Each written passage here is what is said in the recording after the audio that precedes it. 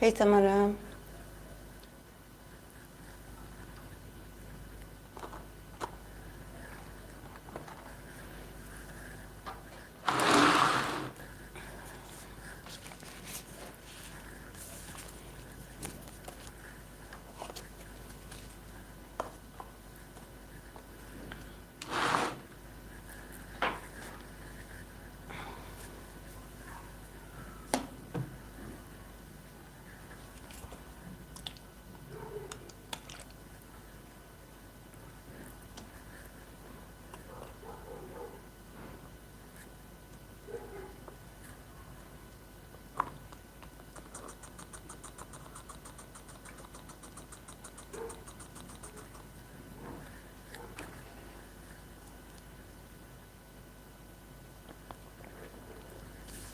I was thinking that I will have to change the placements for this analysis because they always get the same signs.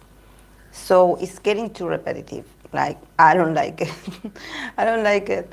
So I'm going to have to do. I believe probably because these people like somehow they all have their. They are from the same generation. They are almost like in the same year of birth or close. So they get the same placements. Yes, they get the same placements, and it's getting boring. So, yeah, I'm going to have to maybe to the moon signs. We can talk about the moon signs, to talk about a specific moon sign, and to bring all the idols with the moon sign and do a series about it. Because I don't know, I think that definitely there's a pattern here. Maybe it's the generation that they are from, that they all have the same Venuses, all of them. Like today, I didn't bring any placement different. Like I have Venus in Virgo, Venus in Leo, two Venus in Leo, Venus in Aquarius, Venus in Scorpio. So it's pretty much the same, the same. Hey Diana, how are you? Yeah, I will have to change it. I will have to change it. It would be nice to compare, to do an analysis of the moon signs, for example. I mean, now we are, I don't know, we are in Leo season. We can talk about the moon in Leo, and we can have like, a lot of moon in Leo idols, so we can like talk about the placement or different moon signs. But yeah. Um, yeah, Hi Shiny was just the same size. Yes, exactly. That's why I was looking at it and I was like, oh my, this is all over. Of course, that we can talk about this from a female perspective, from the girl's perspective. I have to do a reading for Chawon, I believe is her name, the Leo of the group. I have to do a reading for her, a personality reading for her. So yeah, it's a great way to actually get to know the girls better. Uh, but yeah, if anyone had been following our series or our analysis, there's going to be some, the same cards. Kazuha is also a Leo. Yeah, I do have her here.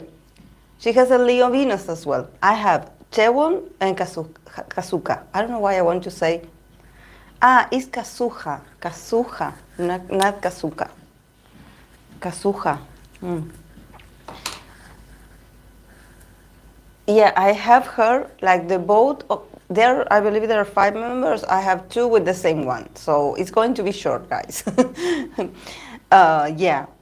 So we can talk about this. But yeah, it's going to be fun. I like to talk about girl groups, I like it. And also that we are celebrating that Everglow is back, I think that it's going to be a great year for the girl groups. So I'm happy to give them protagonism, it's exciting. Yeah, it's exciting. We should celebrate, definitely, definitely. It's not easy for the girls. I mean, I'm not saying that it's easier for anyone because I'm sure that the guys also have their struggles. But the women do have it more difficult sometimes, and there's a lot of competition. And also that they have to do the same concepts. Like there's not much variety in concepts. So, how are you guys? When are you starting work, Samara? The other day I was, because I do follow someone that works at that place and she's a TikToker, and I was thinking about you. I was like, oh, maybe if once Samara settles in and you know, if she has a bit of a free time, she could be a TikToker. I would watch you. I would watch you, Samara, while you're at work.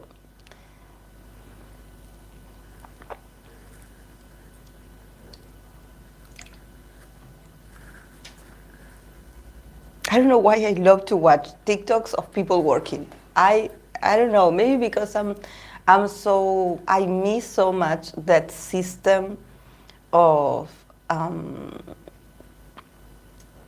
you know, being productive all the time, like a customer coming in and then leaving, and then another, and then and you know, and then like reposition that you have to you have to stock, you know, and everything. So, oh, okay, you're going to do great. You're going to do great.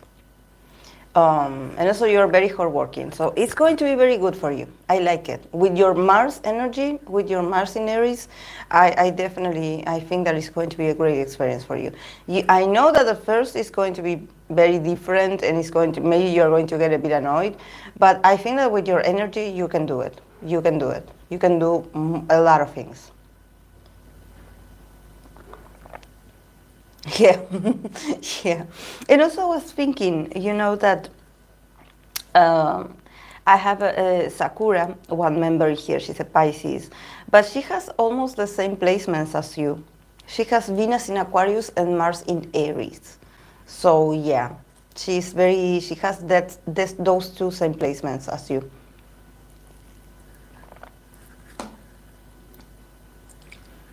So maybe yes, she's her age, your age, Samara, probably. She's your age. I think it's a bit harder for girls. When I saw them in Madrid, girls from girl groups seemed so polished that we could not see what they were about than boys who we could actually see their different personalities and more relaxed. Yes, yes. There's like this. I don't know why, guys. The other last week, I got like I don't know why I wanted to see Perfect Blue again, and then I was listening to a podcast about Perfect Blue, the movie, and it was so like so surreal and like, and also the fact that that movie is an anime, but is like a thriller horror kind of representation. So being an idol is not easy. Having a stalkers is not fun, and being a woman in that industry is, you're going to get judged anyway. Anyway, like there's no, and you know I don't want to spoil the movie, but sometimes you know people around you are not what they seem, you know. So and the people that claim that they love you and that they are doing the best for you because they support you or they're your fans, you know, it's tough. It's tough. Sorry guys that I'm taking a while to start because I'm having breakfast right now. These are my favorite cookies. I don't know if you have them overseas or in the United States. This is my favorite cookie. It's called merengadas. The package is like this. Oh, you do? Oh, I didn't know. I didn't know you had it, guys. Yeah, it has like some cocoa, but it's like, yeah, it's like, it's great.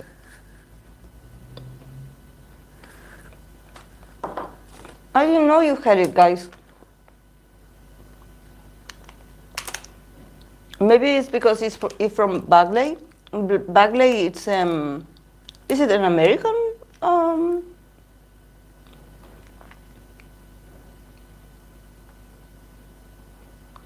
Only this is made from in Argentina.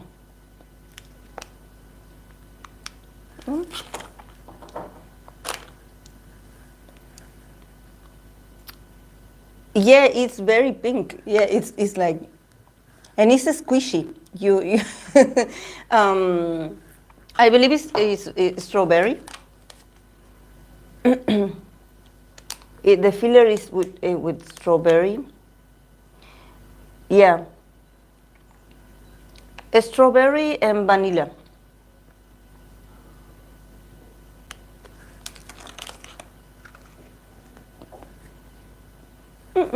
No, I don't know. Maybe it is. I never. This is another thing. I never had a marshmallow. I never had a marshmallow in my life because in here there isn't.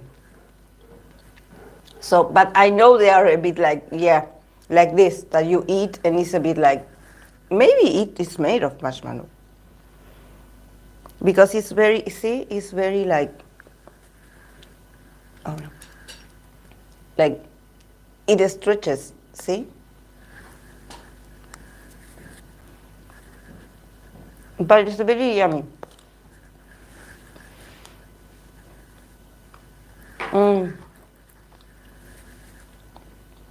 No, no, no, it's not Oreo. No, it's not Oreo.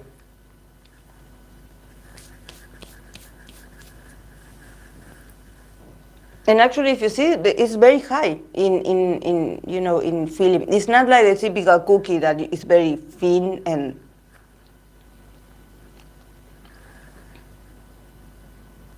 Maybe it could be a sort of marshmallow, because it's a bit like flexible, like.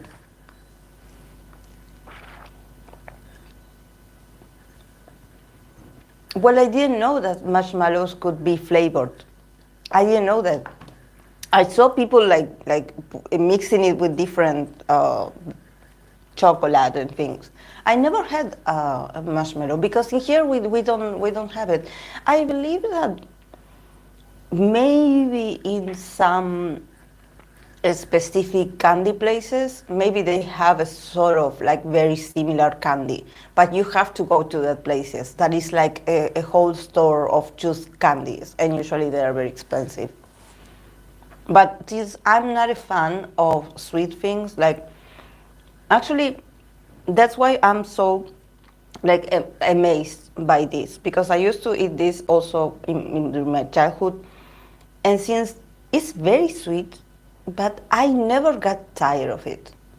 I never got like, you know, I usually get full easily, and then I start like not wanting to eat it, you know, if it's too sweet. Or maybe it's the composition of the cookie that maybe, you know, I don't like it, or it just makes me feel like I don't want to eat it anymore. But with this cookie, I can actually eat it like, and I never get bored. So it must be really well made, like, or I don't know.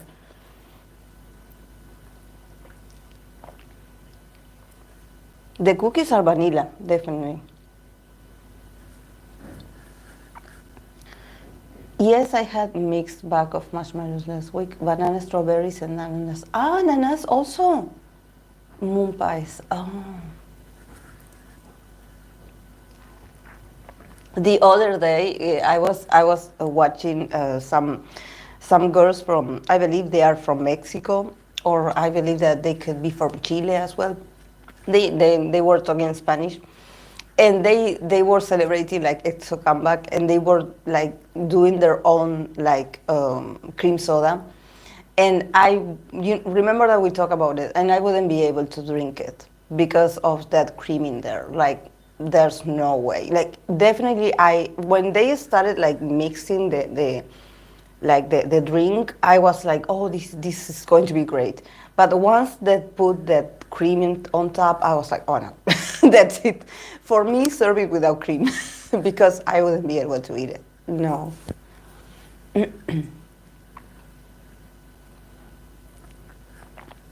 There is no. Yeah, but that thing also is a bit.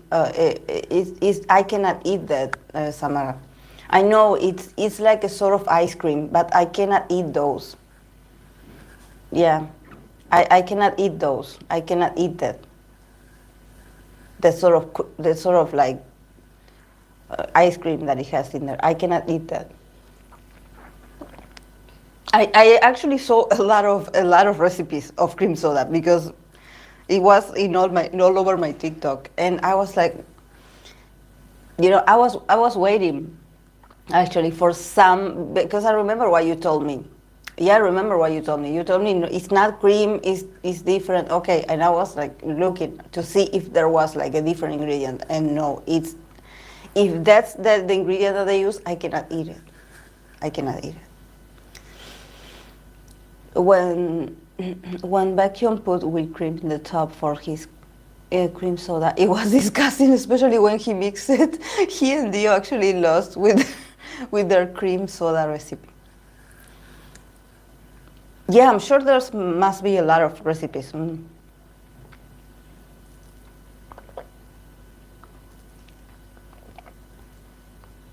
It's the same concept, but deeply icing. Oh,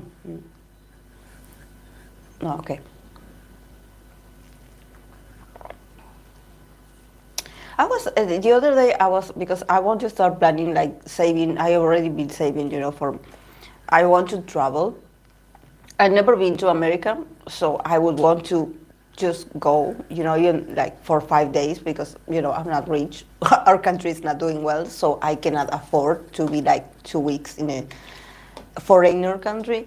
Um, but just to, and I was thinking, I'm going to ask you guys, like, what city do you recommend me to go as a tourist, as someone that never been there? Because I don't want to get kidnapped. So I'm afraid. I'm like, what city do I go to? Like, because if it's to see poverty, I already have it here, guys. So please, I want to go somewhere beautiful. Please help me out.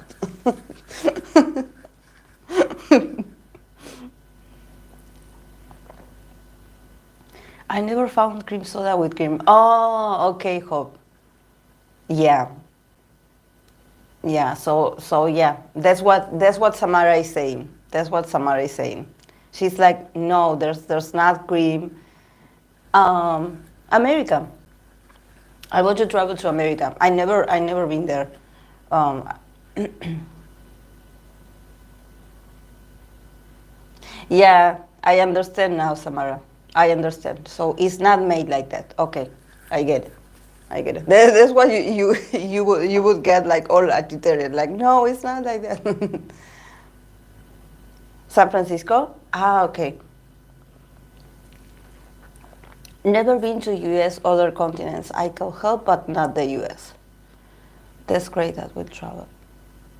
Um, I've been to Spain. I've been to Spain because I have friends, a family over there. It's very similar to Buenos Aires. For me, Spain, Italy is very similar. Like the buildings, everything is like we copy of them. So it's even like I've never been in France or to France, but they say that we copy a lot of them as well because we do have a lot of people that came from Europe during the war. So it's very much like that. Yeah.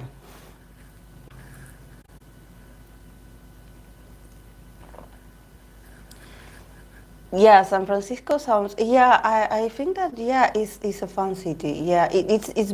I remember that there's a lot of movies that were like um,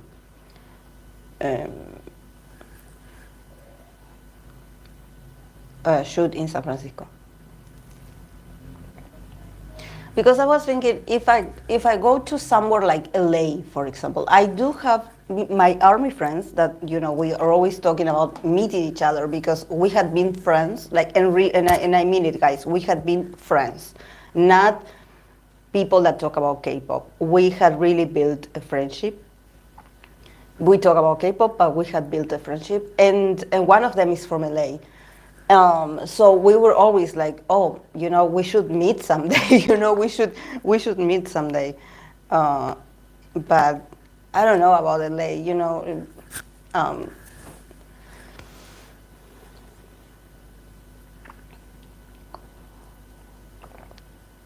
California has many beautiful areas. You can have an urban and country experience. Oh, plus the ocean is great. Ah, okay. Okay. Yeah, it's going to take a while, Samara. Probably, I don't know if I will go this year, because we are already we are about to enter August, and honestly, like, I'm trying my best to save, but the prices are going up all the time. So, when you think that you that you have the money, then because we are in this very stressful situation with our money. So I hope, and of course that once I go, I will let you know, guys. I will let you know, like, if you are part of that, if you are, living in there, or if you are close to it, like, I will let you know so we can meet if you want to. But yeah, it's going to take a while. I heard that energetically, LA is very difficult for spiritual people, like worst. Yeah, I believe that there's a lot of things that, yeah. Yeah. Yeah. But yeah, California has a lot of different places. Yes, it's not just LA. But yeah, I don't know why when I think about LA, I get like, because it's like what we have here in Buenos Aires. It's the same. It's places that, yeah, you can run into famous people, or you can go to famous places, but the reality of the people living in there is full of pain. Full of pain, abandonment, a lot of gaslighting from the community about how there are homeless people. In Buenos Aires, we do have homeless people. We have the beautiful buildings, the places, and everything is so creative, and all of a sudden you have homeless people. So, it's like that part of the society that is so sad, because, like, why are they invisible? Like,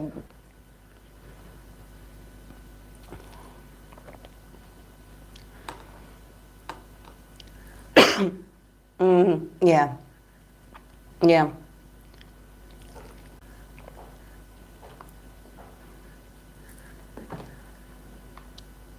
In New York, I wouldn't go to New York because I know there's a lot of rats, and I'm afraid of rats. I have a phobia to rats. Like, it's not about the like the neighborhood or anything. I know about New York neighborhood. Like, actually, I think that if I would go to New York, I would feel like at home, because there's a lot of people of my race, so I would feel very comfortable. Even though I know what it's like living in danger and everything. I know what was there about. But I am afraid of rats. I cannot. I swear, if I see a rat, like I don't care if it's like a tiny rat. I don't care if it's a tiny rat. I will freeze, and probably my heart would stop. Something will happen, because I have phobia to rats. I swear, guys. I once saw a small one like this, and I freaked out. Like, I cannot. You will be distracted by the people to notice them. You'll be too distracted to. In Paris too. In Paris too, but I have never seen one. Even if there are so. Oh my God! I think that just the idea of, Wait, guys, I have to open to my cat. Wait, talking about rats, I have.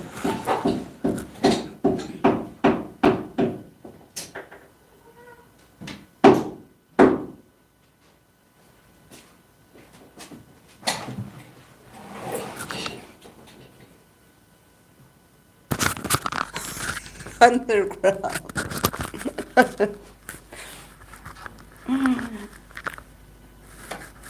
York has rats, but it's not like they're just running down the street. Yeah, but I don't know. It's just that it's weird, guys, because it's like, it's not that I could see them like running, but I don't know. I think that just the idea or the just to just to think that they are they're, oh no, my God, I swear I cannot. I swear, I swear, I swear. I can see any kind of bugs, like cockroaches, like whatever, even snakes. Spiders, okay, but rats, no. Rats, please, no.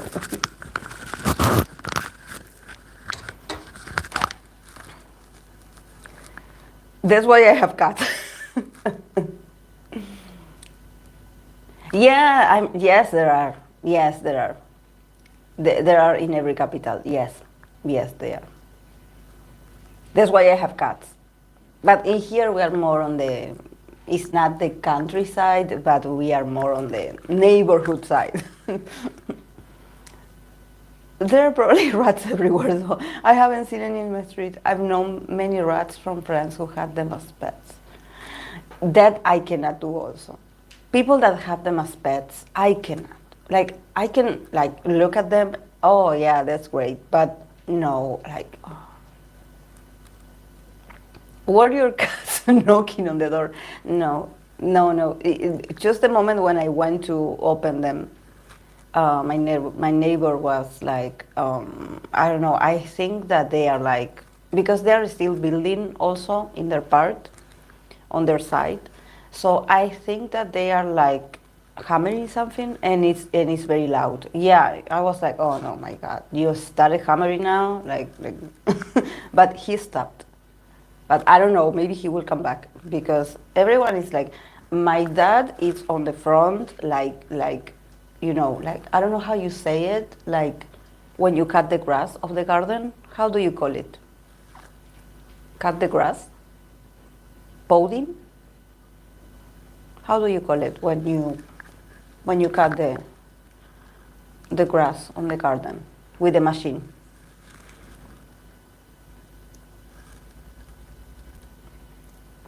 I cannot be your friend if you have a snake as a pet. No, no.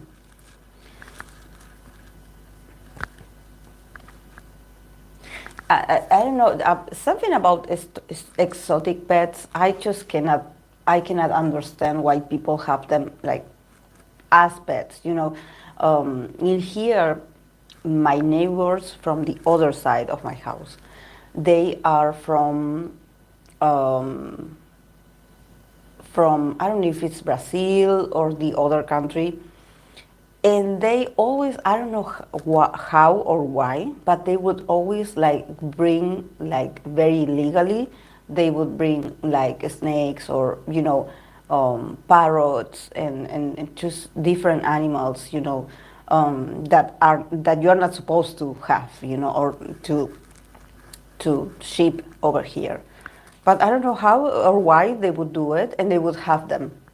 And once there's my neighbor's son, that he was like a teenager back then.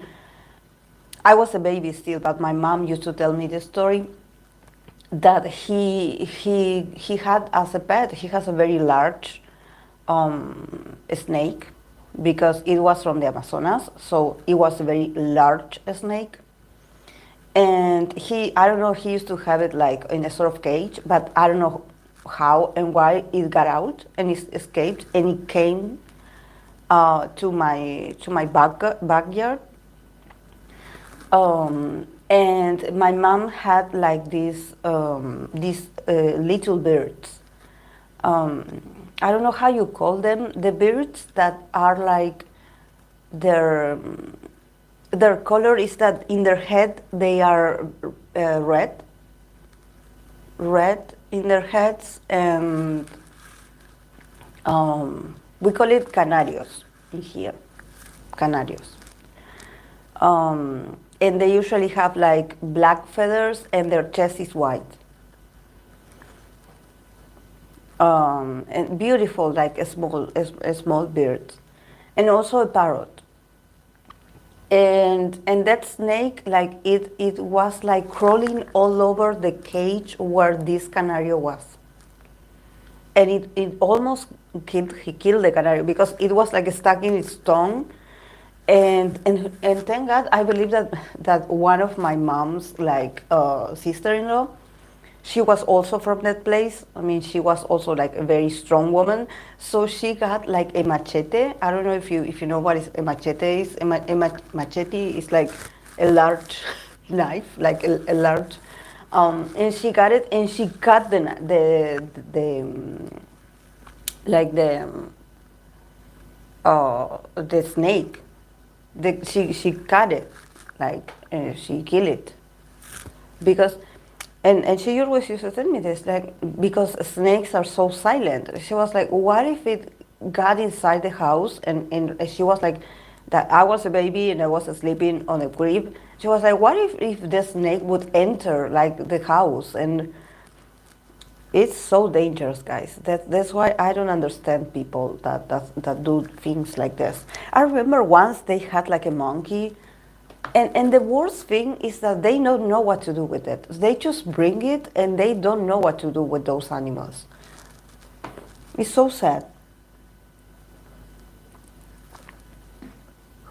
Because those animals belong in the wild, belong in the forest.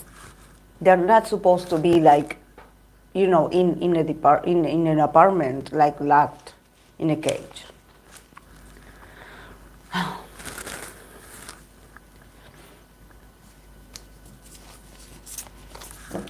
Okay, we're going to begin with the analysis for Venus in the signs for the Seraphim. And we're going to start with Chagon and also Kazuha. Both of them are Leos. The difference is that they both have Venus in Leo, but Chagon, she has a Leo stellium, basically. Chagon is like the whole Leo package because she has Sun, Moon, I believe Mercury is in Cancer, but then she has Venus in Leo, so there's a lot of Leo energy in her. So yeah, we have to start with her. And of course that I have here Venus in Leo. That is the card. The keyword is affair. So see how you know Venus in Leo is all about, like, you know, fun, like everything is flashy, everything is colorful, everything is exciting. So basically this is what Venus in Leo is in love, you know, or in romance. There's this need of, you know, let's make this. I don't think that they necessarily need to have an affair, you know, but since, you know, there's a sense of dramatism and wanting to, you know, expand this feeling of like I am attracted to someone. It's almost like you want to live in a sort of movie. You know, you want your love story to be exciting, to feel like you're having an affair. Even though, you know, it's not, I don't think that this word affair, because I'm not an expert in English, but for me, when I see the word affair, for me, it's not about cheating someone. For me, it's more about like, I want to have this very adventurous and this very like, so, you know, a sort of a strong, passionate, you know, like interaction with you where anything can happen, you know, and everything is unexpected, and we will fight for love, you know, and our love story is going to be amazing, and there's going to be ups and downs, but we are going to end up together anyway, you know, sort of like a movie. You have to think about this Venus in Leo like wanting to be a movie star. You know, then the being I don't know, the cast and the protagonist of the Notebook, you know, like somehow like living this sort of never-ending love story where, you know, you are in love but you two are married, or you two, you know, have like moved away from each other. There's a lot of like need for passion, I need my love life to be entertaining, and I need to be exciting. Like I want to live this story, this romance. I want to feel like, you know, I'm a protagonist. In June, I saw a man walking a goat on the leash in the middle of Prague. Yeah, we have so much loyalty in relationship, it will be too much. We stay too long in relationship. Yeah. So I think that for Chewon, that she is a Leo stellium. Definitely for her, being a Venus in Leo, I think that she's going to be more of herself, probably for her to attract someone. Because definitely I think that for me, the Venus in a specific sign definitely shows the way you love and how you enter into that energy once you are feeling attracted to someone, and you want to conquer that person or you want that person's attention. But when it is in the same sign as your sun sign, as your moon sign, there's a level of like you don't change that much your energy when you are in love or when you are in a relationship. You remain true to your main energy. You remain true to your main characteristics. So in the case of Chawon, I think that she's a Leo all the way. A Leo 100%, 24/7. There's something about her being herself, in love, when it comes to work, when it comes to her own, self-value, self-respect. She is the same person. And the more Leo she is, that's what she's bringing to the relationship. The Leo, and I think that in this I think that probably this is someone that definitely she attracts. Probably a lot of people that need Leo energy in their lives. Leo is Leo people, when they come into your life, they often come to inspire you. You may not like them, you may have your differences with them, but when a Leo comes in your way, they definitely come to teach you something about loving yourself and about, being better, about being more daring, about being more courageous, maybe about being more fun. I had met people, women, Leo women, that they were great teachers for me. They were great teachers. They were like coaches. They were like, okay, I remember I had this one coworker. She was a Leo. She was older than me, but she was always, she was in charge of, we would receive clothing and we had to style it. And she had a great sense of fashion, and colors. And she was and I remember that our uniform was always like black and white and, the typical, very, very minimalistic,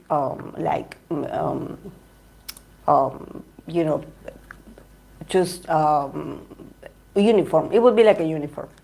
But then I remember it was her birthday. She invited me, and I was wearing, I think I was wearing like a jeans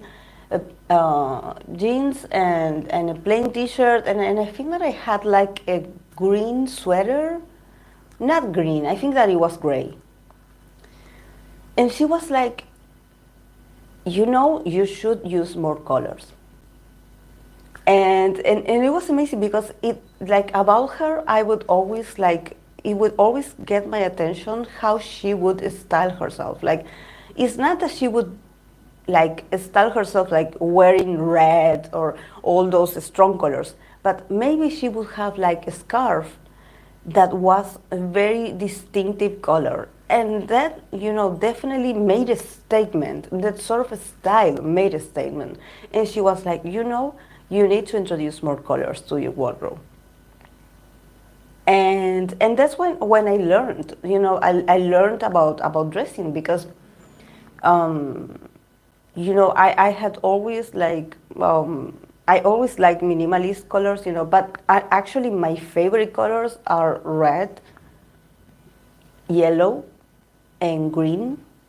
But I never wore them, it's because of my sometimes there are some reds that don't look good on me, on my skin. because it doesn't have to be that bright red because it makes me look like yellow, and even like brown.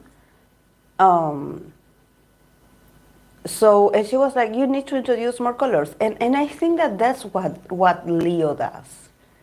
You know, they invite you to get out of that, like the maybe being too simple, you know, or it's not about being basic, but I feel that it's about adding colors and more excitement to your life. Like, you know, and they definitely do it from a place of respect and from a place of a teacher almost, you know, because it's not like she was judging the way I was dressing, but she said it like a friend. She was like, and I had teachers that also were Leos, and they would always like, you know, elevate you. They would always be like, you know, you can do better. You have potential. You can do better. Like, change your posture, change your attitude, change. You need to change. And for us, maybe for me, that I am, you know, I am an earth sign and always surrounded by a lot of water sign people. You know, to have someone that just like generously, very generous, like gives you a tip about something that you can improve about yourself, you know, without sounding cynical. I'm like, oh, I will take it. I will take it. You know.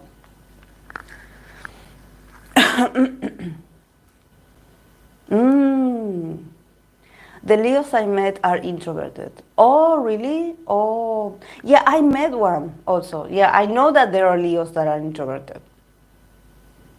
Yeah, but I definitely like, I love that. You know, I'm like, because they have so much energy that sometimes it's a bit overwhelming. You are like, oh, maybe this person, like, since they know so much, sometimes they are in positions of power, so you do respect them, you know, and but they notice you, they observe you, and they sometimes give you these tips to be better, you know, and I think that that's where, when we often talk about Leo generosity, this is, especially, you know, they are very generous of other females.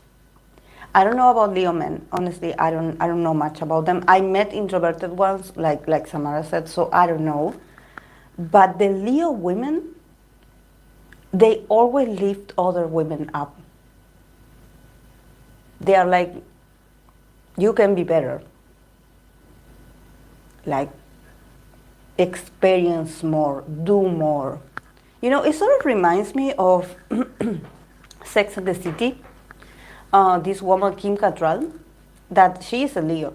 And this woman reminds me, like, this person that I was talking, this anecdote about her telling me that I should add more colors to my wardrobe.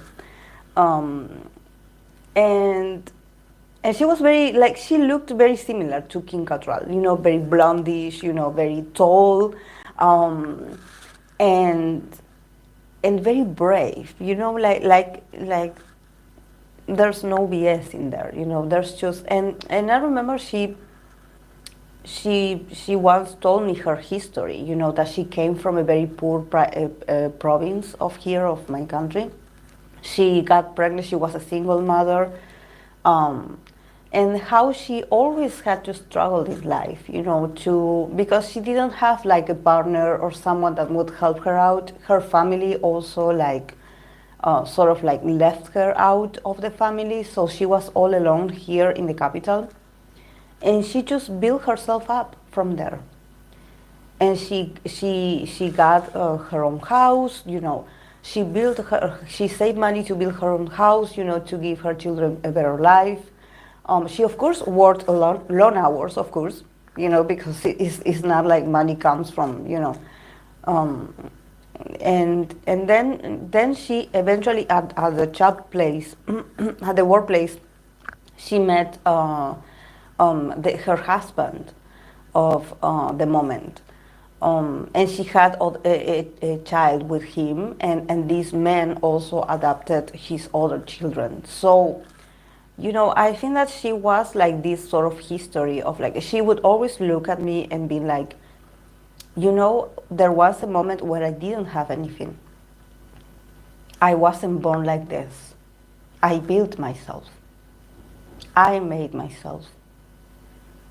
No one helped me. I made it all by myself. And I think that that's very important, because sometimes when we look at these women, especially when they are in positions of power or when they are teachers, they're so confident that you are like, wow, this woman, like, or maybe she looks rich, she looks privileged, you know, like, but you don't know where they come from. You don't know their background. You don't know the story. So I think that it's very important to know that when you see someone being elegant or just different or just like very knowledgeable, they also started from zero, scratch, you know, without possibilities. It's not that they were born like this. You know, so I think that that's something about, you know, about Leo women, that I do notice that they stand up for other women. Because often they are being left alone. And by their families, I mean, like by their, you know, they are like, okay, good luck, do your live your life, do well, you know, and they have to build themselves back up again. It's always from a place of love and guiding you to the best version of yourself. Yeah. And also, you know, they go through so many things that when you listen to them and how, you know, inspiring they are, and how, you know, their energies is always up and it's always like this, like, let's go, let's do more, let's be more, like, come on, like, smile, come on, you know, like, change your posture, you know, be more confident, come on, you know. And it's all about them actually, like, knowing what it's like to be maybe not in mood to smiling or to, you know, being like the best version of yourself. You know, it's not always like that toxic optimism. They know what it's like to be sad. They know what it's like to feel like you have no strength to keep going. But they're like, you know, I am the tool. I am the tool. The more I connect with myself and my abilities, the happier I am, or the more accomplished I feel. This is something that when we think about the Leo energy, we think about, you know, realization, self-actualization. Leo is the typical believer of themselves. They are like, I know I have the potential to make it. Even if other people don't see it, I know I can do it. I know within me I have the skills, I have the talent, you know. So I think that sometimes we need people like this. We need people that just like, you know, now they call it manifesting, and they call it like this, like, oh, think about that, you will make it and you will make it, you know. And no, actually, you know, Leo is all about, like, you know, because we come from an energy of Cancer. Cancer comes from the home, the family, your roots, you know, the people that nourish you. You know, your family, your loved ones, your safe place, your tribe, your family, your group of people, your people. And you feel very content in there. You are like, okay, here I'm happy, you know, in this small town. And everybody loves me, and everyone knows each other, and they know me, so I feel like I belong, and they love me, and I love them, and we do things for each other, and I just don't want to move off here. And then comes Leo. Leo is about that strong spark that you have in yourself, that is about, like, what is outside of my comfort zone and the people that I know, what is it over there? I want to go outside. I want to go outside and experience and explore the world. I want to. And yes, it's heartbreaking sometimes to realize that no, your family is not coming with you. You have to go on your own. Because that aspiration is your own, is your own self calling you to be like, okay, you want to see what's out there. Go out there. Face the unknown. but go by yourself and admit that it's, you know, a selfish desire. It's about the self. It's about, I want to get out of here to see what's out there. I want to go out there. That's Leo. The need to self-actualization, the need of like, yeah, I know who I am. I know my family. I know we done great. They love me. I love them. But I want to explore what's out there. And I'm going to do it. And maybe my family or my people will not understand why I want to go there. Because it's simpler to stay in the comfort of the home and the cooking and the meals and the hugs and the comfortable bed. And why are you want to go in there in the forest? You don't know what's ahead. You don't know what's in there. But the Leo is like, I want to go out there because I need to figure out who I am. In that quest, in that journey is myself. I cannot stay here forever.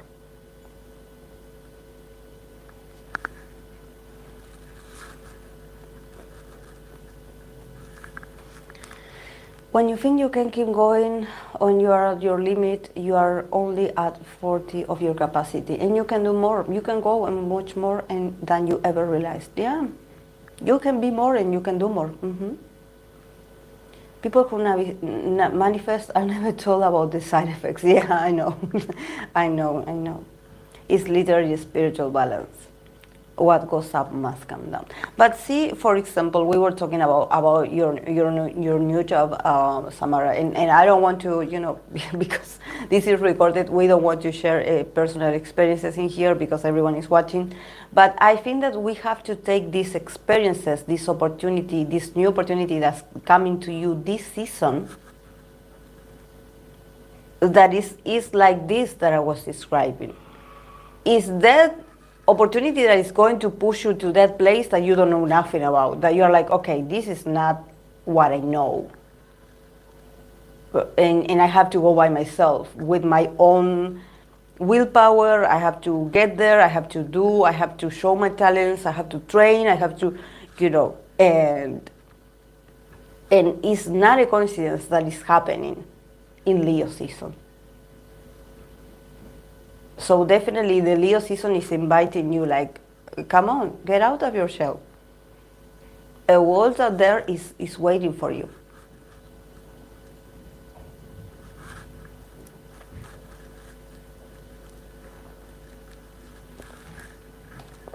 Leo season is very generous, guys.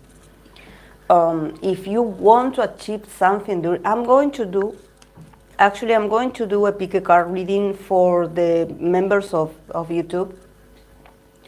And I'm going to do the what's coming for you in August. What's available for you in August. So because we are in Leo season, and I believe that this month is very strong in possibilities. So you definitely have to be ready. You have to be ready because there could come some interesting, collaborations. I know we often talk about K-pop, and we're talking about K-pop, but, I know that a lot of you are doing a lot of work on yourself. So I think that we should give a proper space for the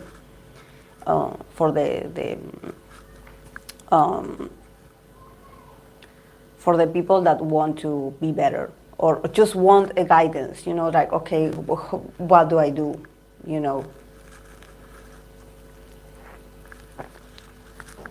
Sorry, guys, that I got distracted. We were talking about, but yeah, since we are in Leo season, talking about Venus in Leo is like, definitely for these girls, for Chaewon and Kazuha, both of them, that they are Leos and their Venus is in Leo. There's something about them becoming also very proud of themselves and who they are when they are in love. They show their best self. You know, just like they are the greatest in other aspects, they also want to be the best in love.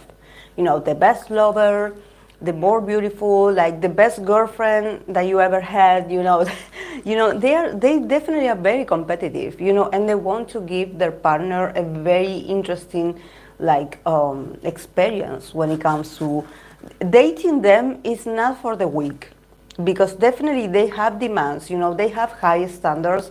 They definitely don't like to get bored. So if there's like a very traditional person that just wants to be their partner, and they don't feel like amu- amused or entertained by you, they will probably leave you. You know, because they need the excitement. They have this very, that you would be like, okay, maybe it's a bit like childish, like a sort of like perception that love is always fun, you know, and love is always like these fireworks, you know, and like you and me against the world. But they definitely want to have fun. They want to date, or they want to be in love, to experience the fun side of being in love. You know, the fun side, maybe the challenging times, but never losing their essence. You know, they never lose their essence while they are in a relationship. At least these two girls that they are like Leos, they are Leos. I know that Kazuha, I believe that she has a moon in Capricorn. So the difference between Chawon and Kazuha is that Kazuha can be a bit more traditional, or actually a bit more like resistant to enter in a relationship, because she may be a bit more focused on professional goals. You know, emotionally she can be a bit more cold, mysterious, a bit more like rigid in her behavior than Chawon. You know, Chawon is more like a whole Leo. Chawon is like, okay, what you see of me is what I am. You know, this is what I am in relationships. This is me shining. You know, so she's a star. You know, but in the case of Kazuha, I sense that there's a bit much more of reservedness. You know, like, okay, like, yeah, I like you, yeah, like, yeah, I know I'm beautiful, but wait, like, okay, don't come too close just yet, because I have to I have to I have to observe you, you know. And probably since she is a moon in Capricorn, maybe she is also very much like invested in her career and thinking about her career. So I don't see her being that emotional.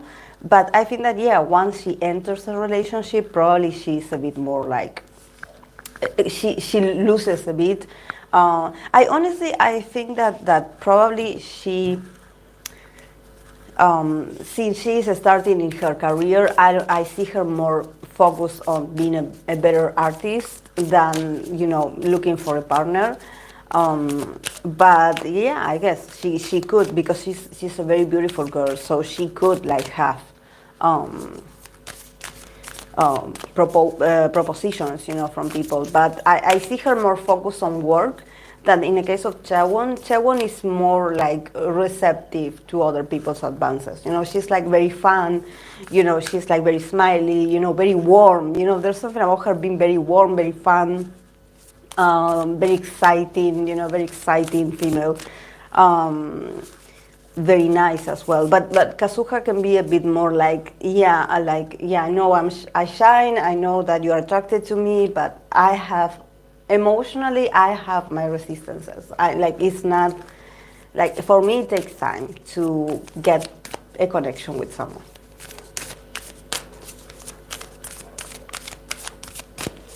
Okay, let's pull some cards to see how these two can integrate better this Venus in Leo. In the case of Chawon, she got the card of Taurus. In the case of Chawon, that is the card of cultivate, Taurus energy.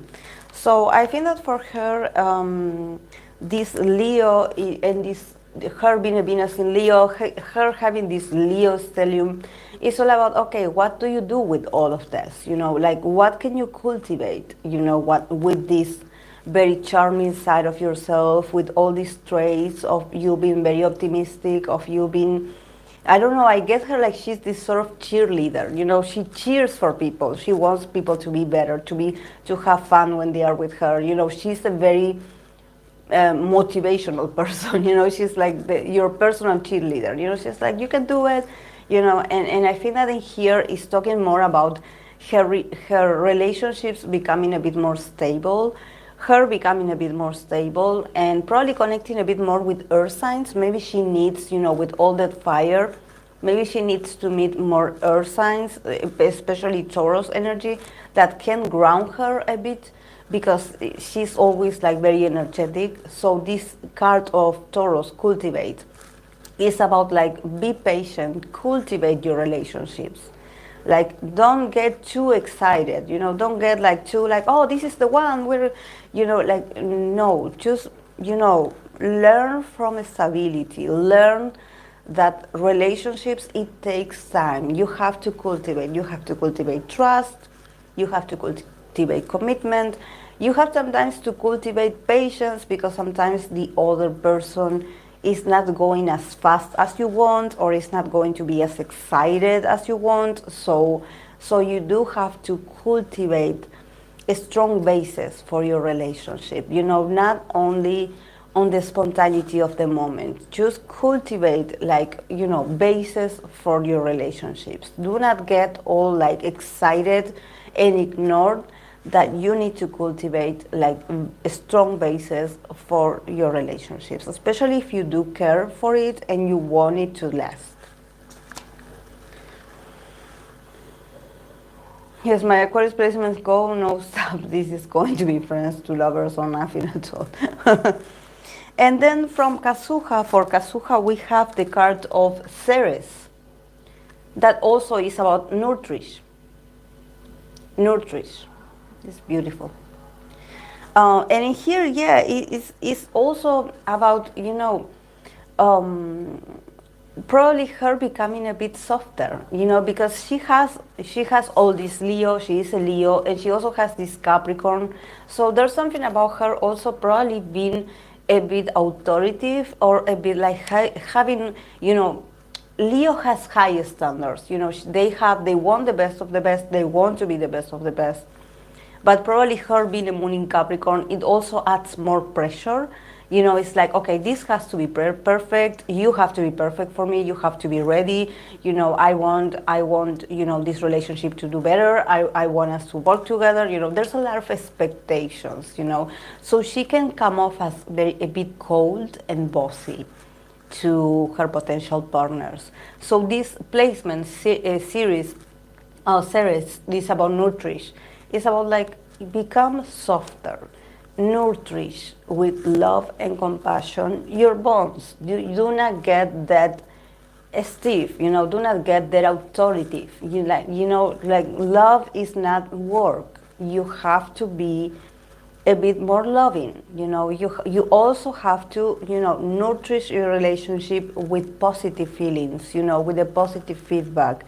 Be more gentle. Do not be so ice cold. Do not be so rigid, you know, so like it sounds like you're dating your boss or your parent, you know. It's like come down from that, you know, from that sort of podium that you are in, where you are like, okay, I'm the best, you know, I always do the best. Come down and meet your partner at the same level. Because relationships is all about balance, and it's all about no one in this relationship is better than the other. The two of you are very different people and you meet in the same level. This is not about you being better than your partner and telling your partner what to do. So here with the card of Nutrish, you know, it's about be softer, be a softer and loving partner. Nourish your relationship with love and understanding. Do not be so harsh on your partner, because you're going to scare them away.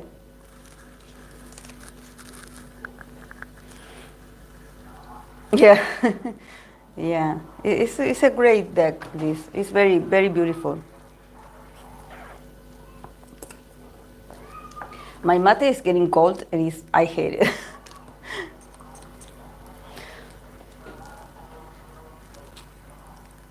Okay, this is a very Latin American moment. In here, I don't know if you can hear it. Probably you can hear it. There's this man that always comes with. They have a sort of like a speaker, and they have a microphone, and they always pass like telling you that if you have like, you know, it does remind me of the Korean, also the Korean people that talk about these sales people that they go through the neighborhood announcing what they're selling. Well, this is very similar, but except that this person is like they take your like your broken electronics, or you know, any kind of used thing or furniture or broken thing that you have in your house. They will take it. They have like a van, and they will take it, so you will get rid of the clutter, and they will take it, and they will give it a good use. But they announce this with this sort of a speaker, and it's very annoying. But it's very Latin America. It's very Latin America. It's very Latin America. Okay, let's move on to Sakura, that she has Venus in Aquarius. Sakura, I believe she's a Pisces. Pisces with Moon in Sagittarius, a lot of Jupiter in there. And she has, yeah, Venus in Aquarius, Mars in Aries. So, again, the card of detachment. I think that honestly there's something about I haven't had the chance to observe Sakura. I know that she's very popular. I have to read for her actually. But there's something about her that I don't see her like a Pisces. You know, I was like, this woman has something that she seems like she's not the typical Pisces. You know, she seems stronger. She seems like tougher. You know, and definitely maybe it's her Mars in Aries that is like very much in there, and also she has a Moon in Fire, so maybe there could be like a correlation in there. That's why she comes off as very, very driven, you know, very competitive, and she can be sweet, but she can also like kick your ass somehow. And with the Venus in Aquarius, I think that there's something about her, yeah, you know, like a Venus in Aquarius, like we always say, the detachment, you know, her probably, you know, wanting a romantic relationship that is not that romantic. You know, Venus in Aquarius, it's all about, it's all about being different in a relationship, and probably, you know, not having the standard relationship, the typical relationship. Actually, when you think about an Aquarius placement, I think that their view of romance is a bit more cold. Is about detachment, because they need the connection, they want the connection, but at the same time they don't want to like lose themselves in the connection. You know, there's this feeling of like, okay, you and I, we like each other, we are in a relationship, but you know, I'm going to go out to the world and be me, and I'm going to keep working on myself, and and I hope that you understand that I'm not going to be stuck with you 24/7. I'm not that kind of lover. I'm not that kind of needy lover. You know, I'm not like, okay, like our relationship is my identity, and all of a sudden I forget that I have other connections, or I forget that I have a job, or I forget that I have obligations. You know, they are not, there's something about the Venus in Aquarius that also is very realistic. It's very realistic, you know, maybe because Aquarius is also ruled by Saturn. So there's something about a bit of realism, you know, it's like, yeah, we are together, you are my partner, but you know, you are not my entire existence, you know, it's like I can be far away, probably I'm going to be far away for, you know, and I'm going to be busy doing other things. And I'm going to be like not dependent on you all the time, but that doesn't mean that I don't care. You know, I actually do care, and I do want to be with you, and I am in a connection with you, but I also need to detach myself from the relationship because I have other things to do. I have other places to go, you know, and also with her being a Mars in Aries, you know, there's something about her being very spontaneous and a bit aggressive about, you know, I don't want to be tied to this connection. Like, I want to set myself free. I'm busy. I'm going places. I'm doing things for myself. Like, I need to assert like my dominance over my person. Like I need to feel like I can continue, you know, conquering a lot of things that I want for myself, conquering a lot of fears, I don't know, winning a lot of contests. I don't know what she does, but she definitely gives me the vibe that she's very competitive and that she has a very strong temper, you know, and that definitely she puts boundaries with people. You know, this is not the typical Piscean person, you know, that usually Pisces, especially maybe females, they tend to mesh with their partners and they forget about themselves and they forget about their identity and where they come from, you know. And in this case, I feel like Sakura is very different. Sakura is very determined to, you know, it's not that she's is closed off to love, you know, but probably love is not like a priority for her, you know. But if she has like a love, a partner, if she has like a romantic partner, she's going to be very, very honest, you know, about like, okay, like, yeah, we are together, but you know, I have to go. Like, this is great, I care about you, but I have to keep moving. I need to keep moving. Like, and I want you to be in my life, and I know who you are. I recognize that you are my partner. You know, sometimes when we think about Venus in Aquarius, there's something about people thinking that they are not that committed, that they are not serious, that they are cheaters. And no, actually, I think that with the card of detachment, it definitely means that you don't need to be extra affectionate to be in love with someone and to be faithful. Actually, the most affectionate, sometimes the most affectionate and passionate and very, you know, the people that show a lot that they care about someone, they usually are cheaters as well. They can hide it very well with a lot of attention to their partner. So, you know, in the case of a Venus in Aquarius, if they are not that attentive, if they are not all the time like reminding you that they love you and doing these great gestures for you, you know, and being all show off, you know, like, okay, you are my person, we are together, we love each other, we will be together forever, and being just cheesy. This doesn't mean that they don't care about you.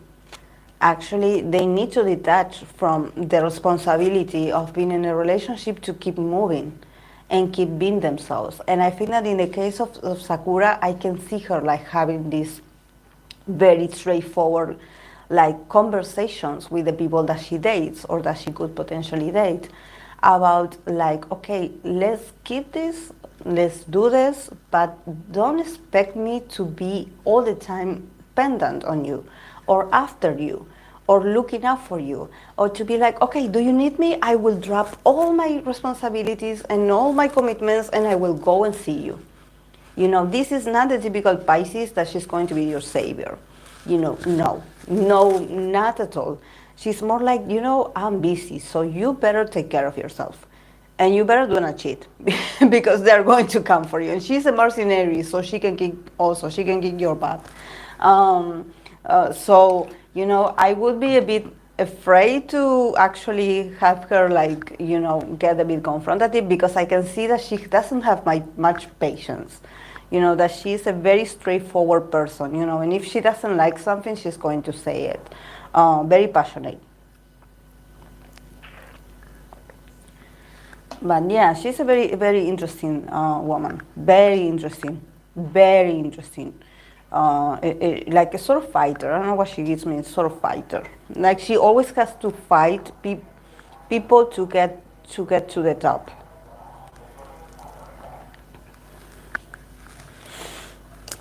Okay, I'm going to pull a card for her.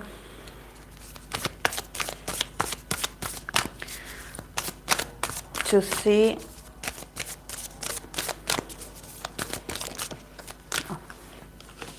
how she can utilize better this.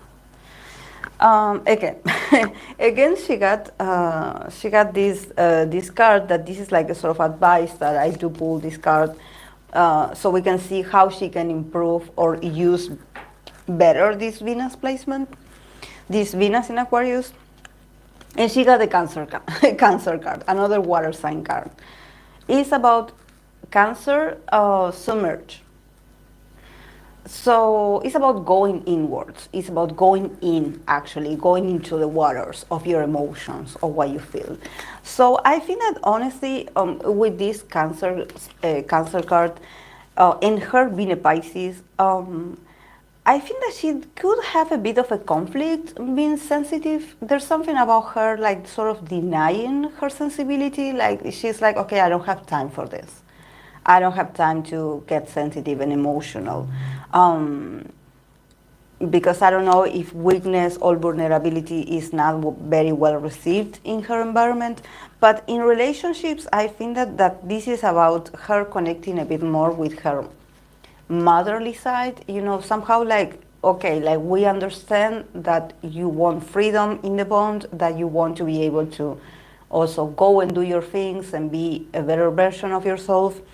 But you also need to be like, connected emotionally to your partner's needs. There's something about you needing to submerge yourself into the connection, and connecting from a very more emotional side, and not being also so cold. Just like, the card that I got also for Kazuha.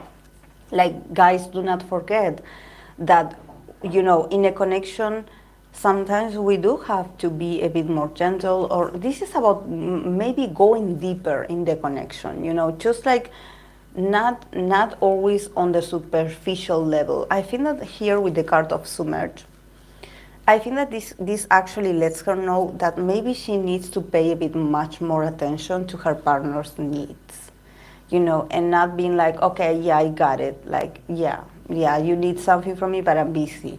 It's about like submerge in your partner's needs, because your partner's needs is a reflection of your own. So it's while she can actually take care of what's going on in the bond or what's going on with her potential partner, there's also about her connecting with her emotional needs as well. That somehow she's trying to, see it from a superficial level. Like, okay, yeah, I feel like, I need something, or that I'm a bit like, I'm not okay, but I'm not going into this because I'm busy. I don't have time to go to submerge into what's going on in my emotional world. It seems like she is like avoiding going that deep, because she is not ready for this. So probably this cancer placement about submerge, going more inwards, going more inside yourself, is about recognizing that she has a very strong emotional world. Probably her relationships is going to be a place where she's going to have to face that she has emotions, and that that a connection is the safest, probably the most you know safe place for her to talk about, what it's like to submerge into your emotions. What are you feeling?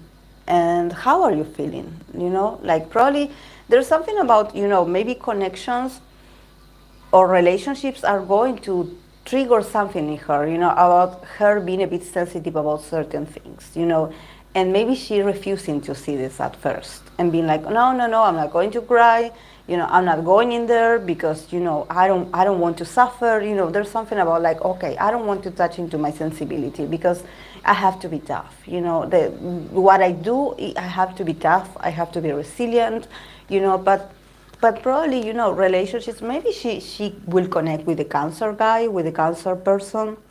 There's something about, having a partner that is very sensitive. So they mirror you. They are like, okay, they are showing you a part that even though she wants to be like, oh no, it's the other one that is like this. I am the strong one. I don't feel. No, actually you do feel. It's just that you are not allowing yourself to feel, because she's like busy connecting with her more strong side. She's like always like focused on, I have to be better, I have to be, relentless, I have to be focused. There's something about like her wanting to be tougher than actually what she is.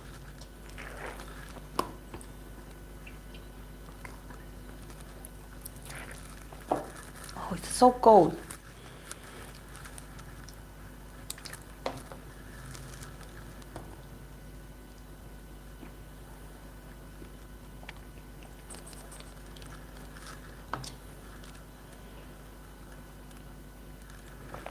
Okay, let's move on to Yunjin.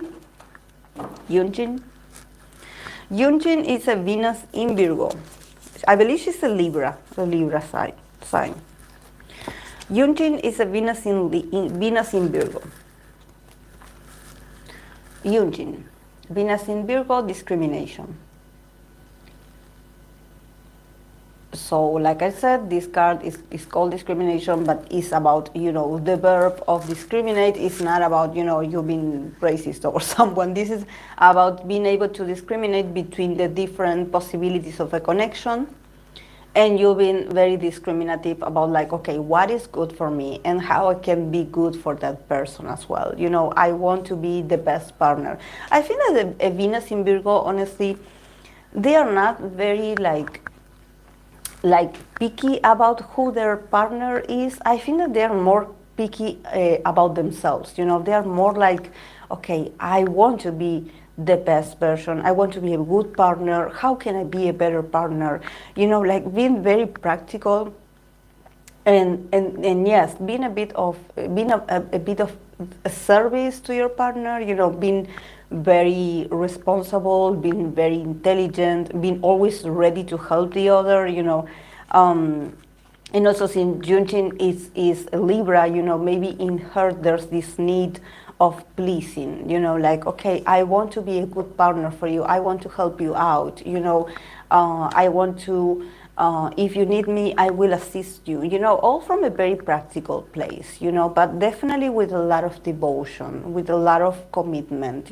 There's something about, maybe she's not the most romantic, but there's something about her being very much involved in, like, how can I be a better partner for you? How can I be better and play a good role in your life? I want to assist you. I want to help you. I want to feel like I'm useful in this connection, Also, I noticed that she has Mars in Capricorn, so even though she's a Libra, she does have two placements that talk about stability. So maybe for her, even though she can be flirty like a Libra, and she's also very beautiful, and she's also very Venusian, when it comes to relationships, there's a lot of realism. There's a lot of, like, okay, like I'm serious in my relationships. I become like as if this was part of my job. This is a responsibility for me. I feel like I have to be better, like I have to be efficient. It's all about efficiency with her in connections. So definitely with discrimination, it's all about, like, okay, when I am with my partner, I'm able to discriminate what is important for my relationship to grow. Actually my attention is in here. I put my attention in here. I put my attention on working on my relationship. I want my relationship to be healthy. I want my relationship to be productive. Like, okay, what can I do for you? So, yeah, it's not that romantic, but it's very structured. Like, it feels very serious. And probably she's not very much about, like, casual relationships. She's very much, she can flirt, she can be curious about someone, but I think that she's looking for a long-last, like, commitment. And actually, I think that she could have a sort of complex of a savior, her wanting to save their partner and wanting to help their partner to overcome things and be like, okay, how can I help you? Like being very much of service. So I definitely see her being very rational in this sense. Even though she's a Libra, she's very realistic when it comes to relationships. This is one very interesting woman with Aquarius Venus and Mars in Aries. Yeah, she is. She is, definitely. Because she's a Pisces, and I was like amazed because I didn't feel the Pisces energy anywhere. She hide it with other placements. She in this I say from a perspective of energy. I don't know Sakura. But I feel like she somehow tried to cover it and cover her Piscean self with other placements, because the other placements, I don't know her rising, I don't know her birth chart, but probably there's like a strong concentration of fire energy in her. So she's like, okay, like I have to be a sort of gladiator. I have to go and confront and overcome, and I have to face things and be better and fight, something like this. So yeah, but when it comes to Yunchin, definitely I sense that she's very sweet, very devoted. She's also like very organized. She probably is like this. It's very traditional. It's a very traditional. I would see her. I wouldn't see her like a lover. I would see her more like a companion. She's like that one very silent companion. She would be the kind of partner that she would just sit silently next to you, and she would be like, okay, like, have you eaten? Like, can I do something for you? Can I cook? Can I clean for you? Like all about being of service to the other, and actually being very productive. Being like, okay, what do you need? If there's something specific that you need from a realistic point of view, I will get it from you. I will get it for you, because this is my love language. I am available, I am present, but I also I do this small task, these chores, I go and buy something for you that I think that you need. This is all from a very rational, very also, and I think that she does measures her productivity a lot. She wants to be productive in people's lives, to show that she cares.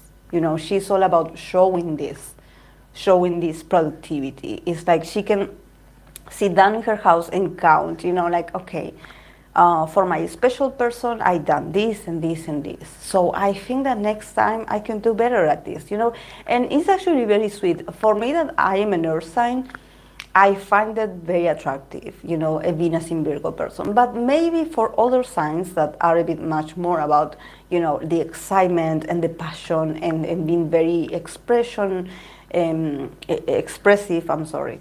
and be a lot more about romantic and touching, and probably she's not the kind of sign, she's a bit much more about okay, how can I assist you better, and not that passionate. But definitely the good thing about her, with also that Mars in Capricorn that she has, is that she's very serious, and she's very much committed to the relationship, and she's always making advances or actions that leads the relationship to a better place.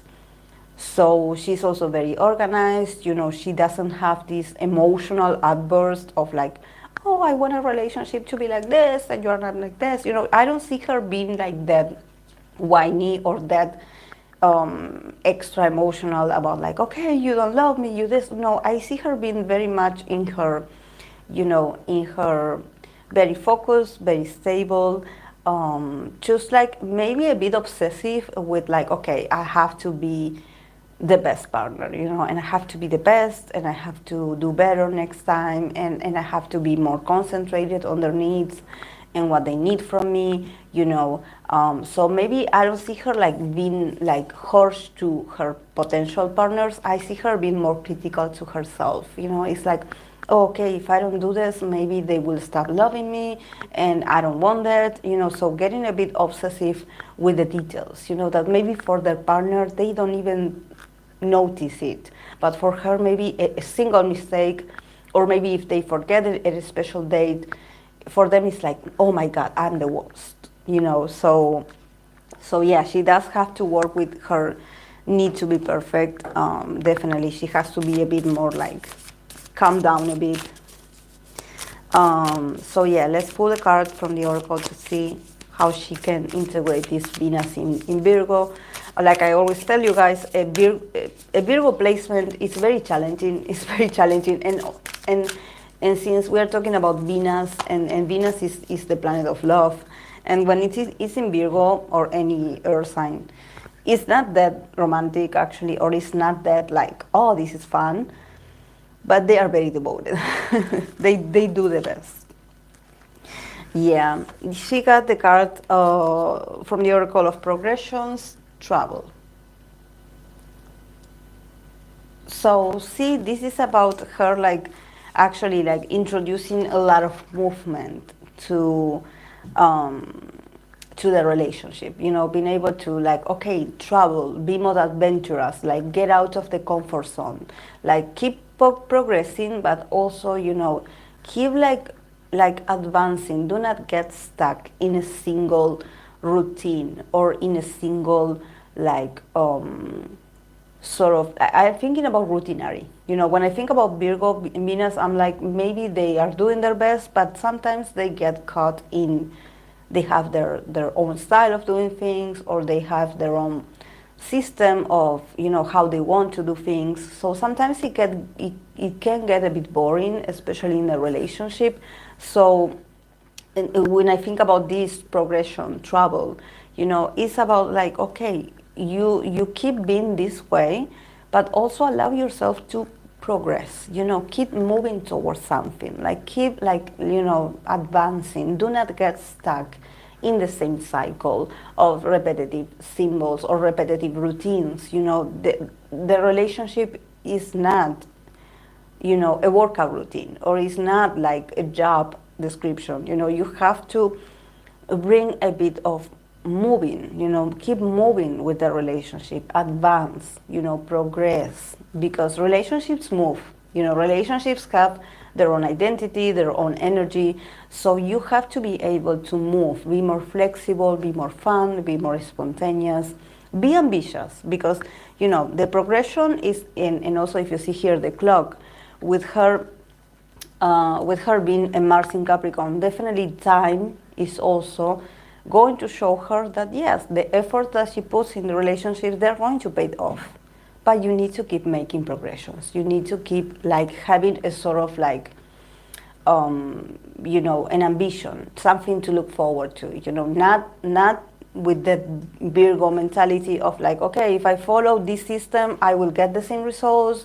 You know, it's not about that. It's more about being more, you know, more like evolving, progressing.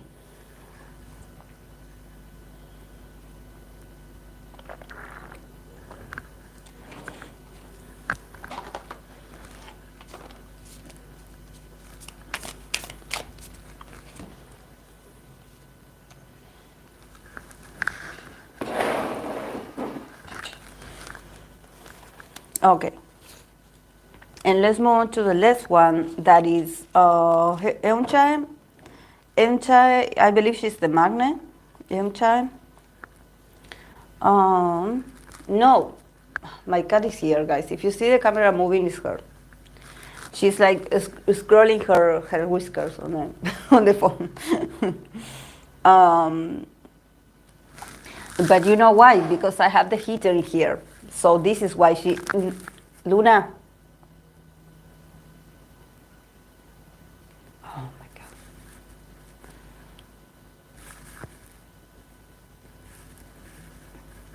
Okay, let's move on to the magnet. She has Venus in Scorpio.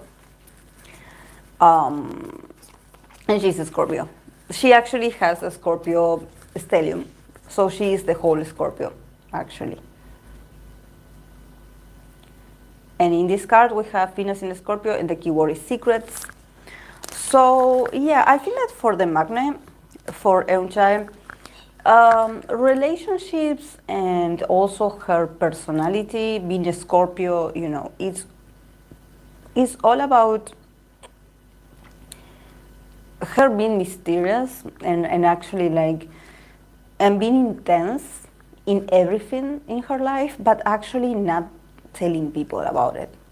You know, I think that this is why, you know, when we have Venus in Scorpio, there's always the keyword of secrets, because for a Venus in Scorpio, sometimes it's better to keep some things hidden, you know, and keep, especially when you don't know that person, you know, when you are still like trying to figure out if they are who they say they are, you know, and you're like, okay, I like them, but I will not show them what I'm feeling or how I'm feeling. Definitely her having a lot of placements in Scorpio, there's something about also her, just like she is like her authentic self in camera, or her characteristics as a Scorpio, she is the same in relationships. So I sense a lot of intensity for her it's not going to be easy, you know, to be romantic, you know, because Venus in Scorpio sometimes it's a very challenging placement, because for them it's not easy to trust, and they often live relationships, they experience relationships with a lot of, like, you know, love and hate feeling of, like, okay, now you're the love of my life, but if I see that you betray me or that you're lying to me, I will block you and I will not talk to you anymore. You know, there's something about being very intense and being very, like, you know, like feeling like a sort of life or death situation when it comes to how you feel inside. So for her, being a Scorpio and being a Venus in a Scorpio is challenging. Actually, I think it's challenging for her potential partners. I don't think that it's challenging for her. I think that for her it's like, okay, this is what I am. You know, I am a challenge for the person that finds me attractive and that they want to date me. I will not make it easy for you. I will make it very difficult. So I think that it's for her to figure out what she wants to do with all this mysteriousness, you know, with all these hidden things, you know.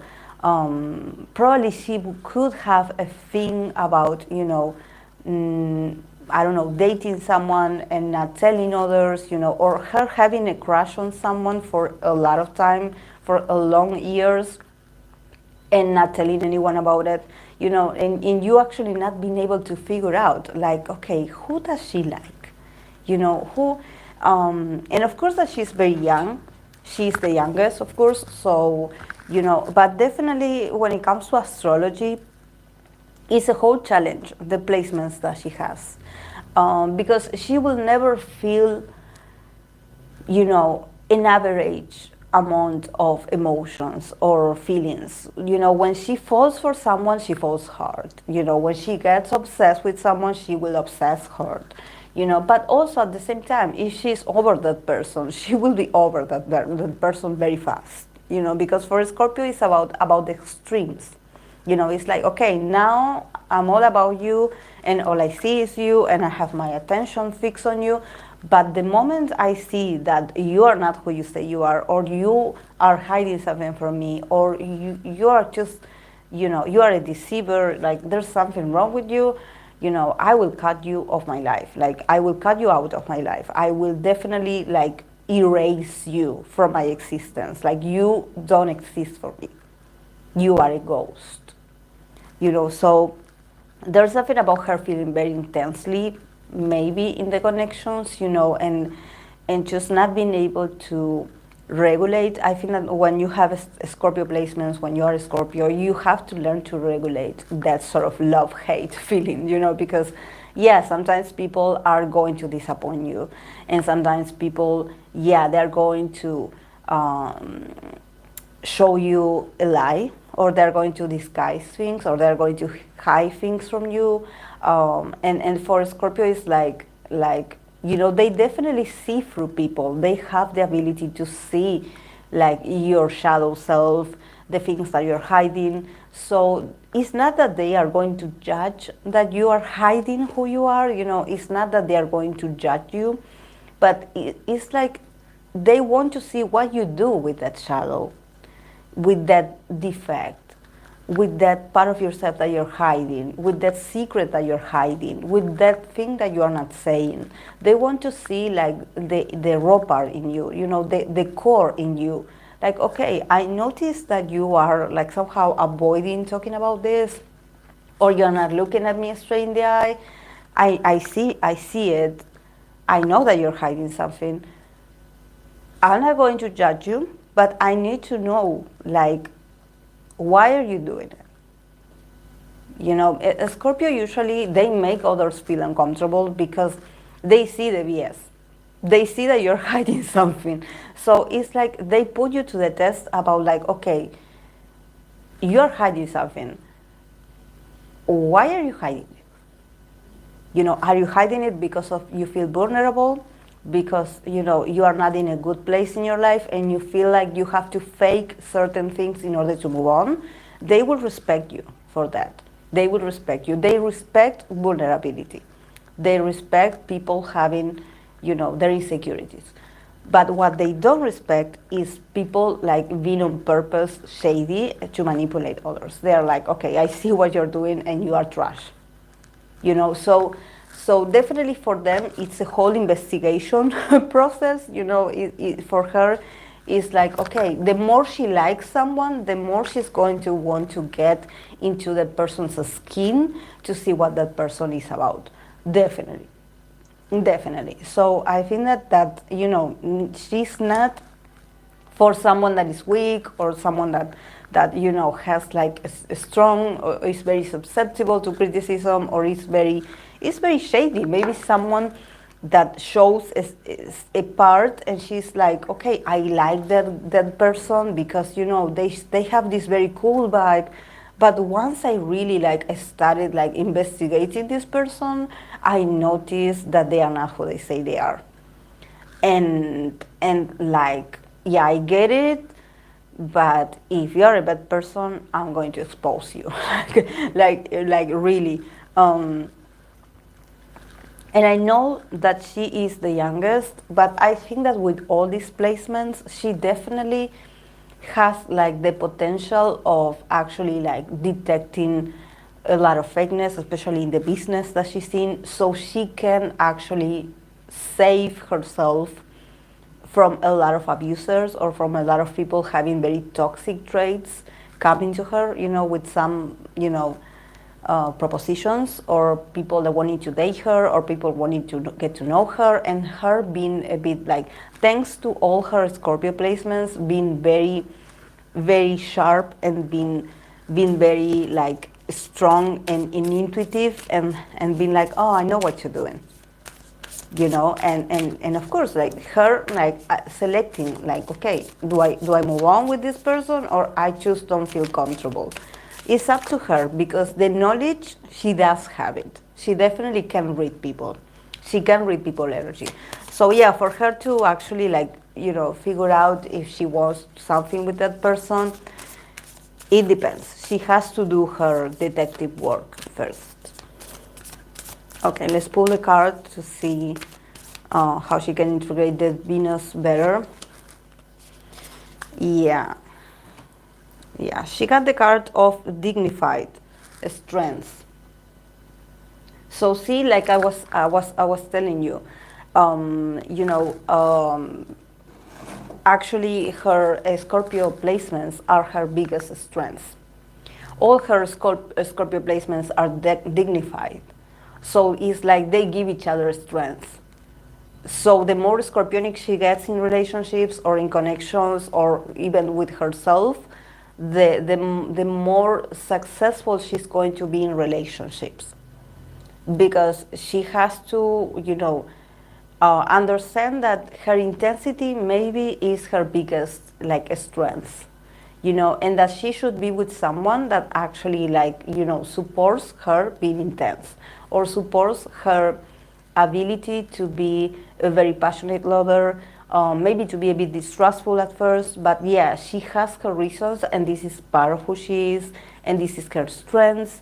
So she has to be in relationships with people that honor this in her, and not someone that makes her feel like, oh, you're crazy, like you are always so intense about things, like, you know, I cannot be in this connection with you because you're always, you know, getting paranoid. No, if she gets in a connection with someone that calls her that, she has to leave, because definitely being intense is her greatest asset, and is dignified. So she needs to always, like, do not disconnect from your intuition. If you feel like the person is trash, is trash. Like, do not let them, like, let you know that, oh, you're an intense partner, you know, you're always looking for trouble, you're always complaining, you know, you're always, like, searching for something, like, I'm not lying, I'm not hiding. But yeah, watch out, because there could be a lot of deceivers. But do these Scorpio admit why the same to their interest?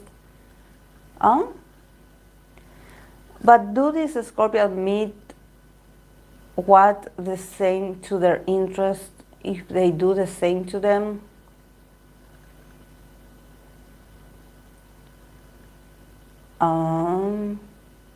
You mean if they do the same?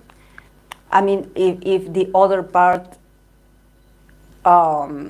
is like requesting them to also stop being shady. That's what you mean?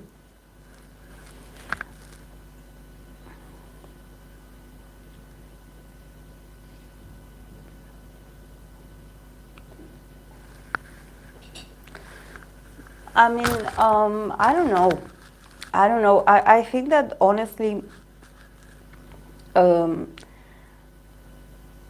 it's just that when you, I'm not saying that the Scorpio placement is like a Venus in a Scorpio is going to be like the better person in the room. They also have their secrets as well. But I think that when you have a Venus in a Scorpio, sometimes you do have these connections that have this element of toxicity, secrecy, a lot of lies. You know, maybe people been dating other people and not telling you. So when you have a Scorpio Venus, sometimes you get a bit on the defensive because you sense that, okay, like I sense that my partner is lying to me. Or I sense that, you know, and of course that it has to do with their fear of abandonment. We have to think that Scorpio placements, they usually get this much on the defensive because they fear abandonment. You know, they see it like, okay, you're going to abandon me. I know it. I can feel it. And I don't like it. So somehow I have to, like, you know, get secretive, and I have to see if I can get your secrets out before you do it. You know, it's somehow like a sort of a strategy to see who will leave who first, you know. And yes, to they have their also their omissions. They also omit a few things. They also it's not that they lie. They do not lie, but they have this very selective thing of like, okay, you don't tell me this, I will not tell you this. But I think that for Venus in Scorpio, it's very hard to. It's very hurtful for them to admit that maybe the person that they like and that they are so intensely investing could potentially like betray them. You know, for them, the fear of betrayal, sometimes they attract that. This is why Venus in Scorpio is challenging, because they attract these sort of situations of like potential betrayals, because they, with their, like their whole search or quest for the mystery, you know, for what are you hiding? You know, they sometimes, they say that when the more you're looking for it, you know, the more you will find it. You know, it's like these people that go through other people's phones and they eventually find the evidence. So it's like the thing that you fear the most sometimes is what you attract the most. So yeah, they tend to attract toxic people. Yes. Because Scorpio is like the sort of like they sort of mirror people's darkness. Mirror people's darkness. And the challenge for them is like, okay, what happens when that darkness, because it's easy for them to, you know, okay, like I'm with my coworker and I sense that the person is lying and I call them out on this, or I expose them because I'm seeing it, you know, and you're like, oh, I know that you're lying. But what happens when that person is your partner? What do you do with that? Do you act dumb, or do you tell them to their face that you are seeing it? Sometimes Venus in Scorpio is not that strong. It sometimes is, even though they know that maybe their partner is not 100% innocent or it's not good for them. Sometimes because Scorpio gets so attached, it's hard for them to call their partner out and be like, you are being toxic and I know it, or you have been lying to me and I know it, but I love you and I cannot let you go. It's like they can be the toughest, calling people out, you know, and be like, you are this, but when it comes to their partner is their weakness. a Venus in Scorpio, this is why it takes, for them, it takes a long time to actually finally like give in and admit like, okay, I like that person. Because they know themselves. They know that once the emotions are getting very intense inside of them, they sometimes, they get into relationships where they are like, they know their partner is not good for them and they cannot leave. They cannot leave. Or they also become toxic and they cannot leave. So because Scorpio is all about not letting go. It's about holding on really tight. So there's a lot of lessons about letting go in there. Having a Venus in Scorpio is, even though, you know, Scorpio is very magnetic and they have all these beautiful traits and they are also very loyal, but they also can attract very traumatic relationships with others. Them getting obsessed or people getting obsessed with them and it ending very bad, you know. So at first, when they are very young, they have to experience a bit of toxicity, you know, because they don't know themselves that well. They don't know the power that they hold. You know, it's not like when you wake up, when you are like, you know, a Scorpio and you are just powerful. You know, no, you have to go through certain transformations in order to connect with that power that you have. And sometimes that power can hurt you. That power can hurt you. I see Mino Shiny Tarot Reading, yes, he was suspicious that his partner was cheating and betraying him. Yeah, it's a whole process. It's a whole process. Their partner is their weakness. A Venus in Scorpio is very weak for their partner.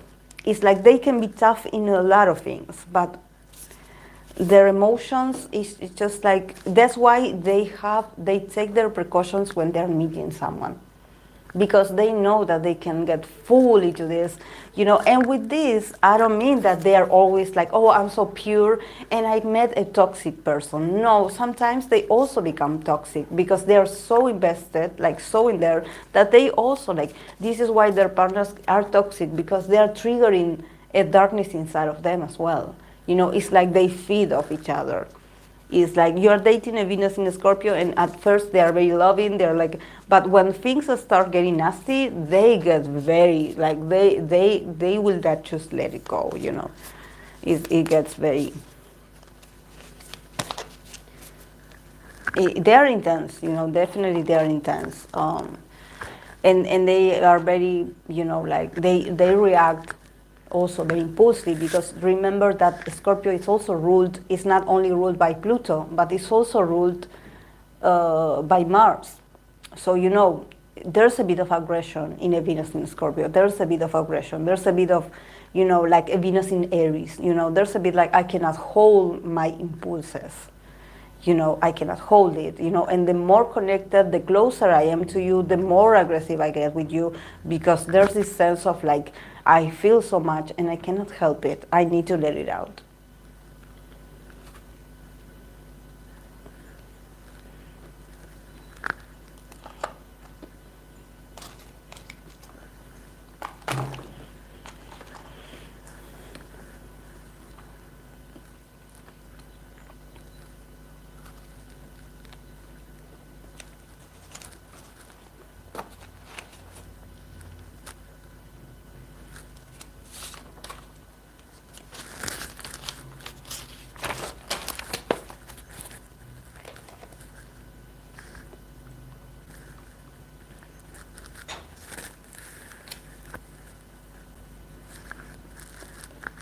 Okay.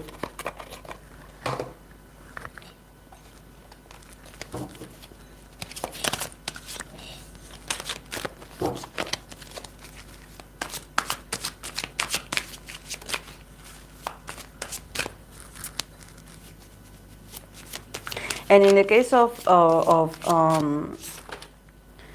Moonchild, maybe because she's very young, maybe, you know, this Venus is not that something that you only see like in romantic relationships. Maybe it's in friendships as well, you know.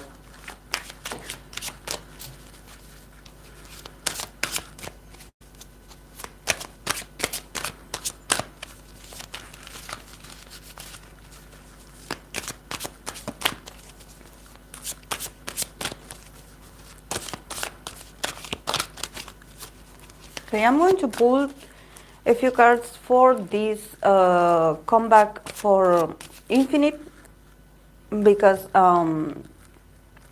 Spirit, she requested this, so she watches the replay.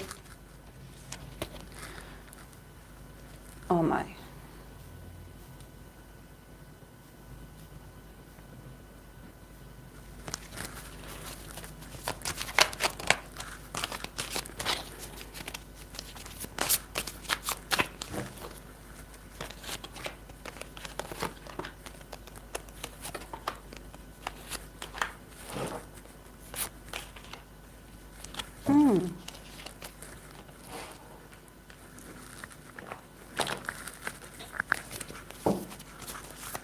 I'm going to be pulled cards for infinite comeback.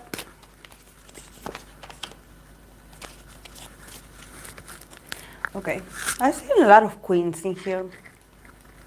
Maybe the guys are very much like, you know, inside their feminine side. They're very much connected very well with their feminine side, because I sense that it's the members, it's not just women.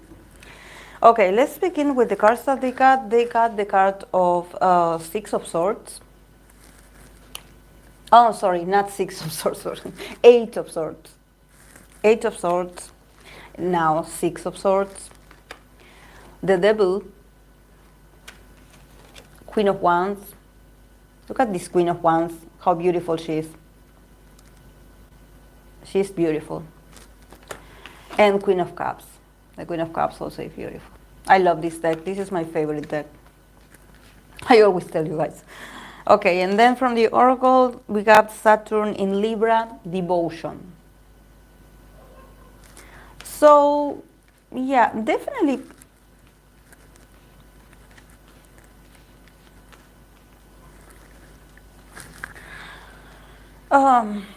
They come from a lot of conflict. I know that of course the people that are fans of Infinite, they know that, you know, the Infinite has gone through a lot of things in order to achieve this change, this liberation that they wanted. I think that they still are dealing with some conflicts, maybe some differences among themselves, maybe some differences about papers. There's a lot of, like, they went through a lot. They are still dealing with some small, like, negotiations or some things that are all about this process of change that they are, like, experiencing.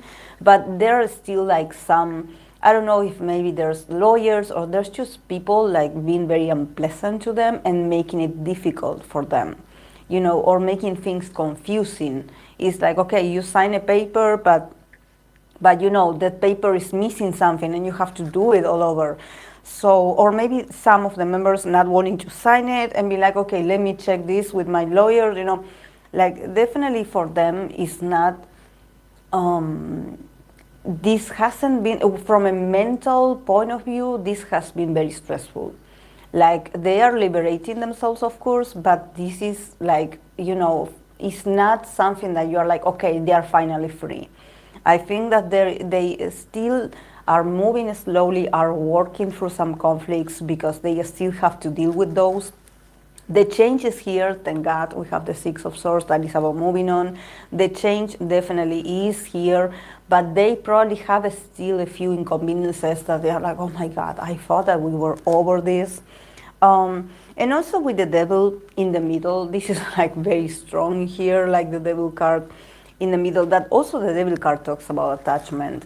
So I think that, you know, it's not that easy as they show probably with this comeback. They definitely are putting their all to give their best with this comeback, but behind the scenes, it seems like things are still very toxic. Like there's something about, you know, them feeling like, is there some member that has like Capricorn placements or like a very strong bossy kind of energy? Because I feel like here with the devil, I'm like, okay, they change their management, but somehow like the management that they have now, I wouldn't say like they are like mean, because they are not, but they are also very ambitious. And here the ambitious is present. It's like, okay, like you are changing, you are advancing, you are in a better place, but there's still a high, like a high level of ambition. In their ambition to have a prosperous comeback and everything, there could be some toxicity involved in this. You know, either the people that manages them or the people that their company or where they are. There's something about that they have this very like ugly way of saying things, and I don't know, maybe some of the members being more authoritative towards others and be like, okay, now because we are changing and we are in a new era, we are, you know, we are going to do this like this and this and this and this because I say so. You know, there's something about like a bit of inflexibility in here. And actually some being like, yeah, okay, I will do it, but it's like, okay, like watch your manners, you know, like don't talk to me like this because you remind me of someone. Something like this, you know. And I think that honestly with the devil, I think that they are still very traumatized by the old management and the way this business had always been this all about money and all about like achievements and all about like, okay, we have to keep working and working and working. You know, it seems like for them it's replaying that situation all over, even though the change is here, even though they are the different people, you know, they are not with the, you know, they are not with the same people, but there seems to be a sort of deja vu. And the guy's been a bit like resistant to the authority, you know, even though there's like, okay, let's do this, but it's like, please, if you are going to give me a guidelines or if you are going to tell me what to do, please be gentle, because I'm still traumatized. I don't feel that well, you know, so please be gentle with me. Like, don't talk all the time about money and numbers, because I'm getting a sort of flashback and I'm feeling very unwell, and I want to let you know that this is making me feel very sensitive. So I think that if they do have a sort of like leader, or if they have someone that is running out these things, this person needs to be a bit more flexible with them, a bit more, you know, calm, because there's still a lot of wounds from the past. So, you know.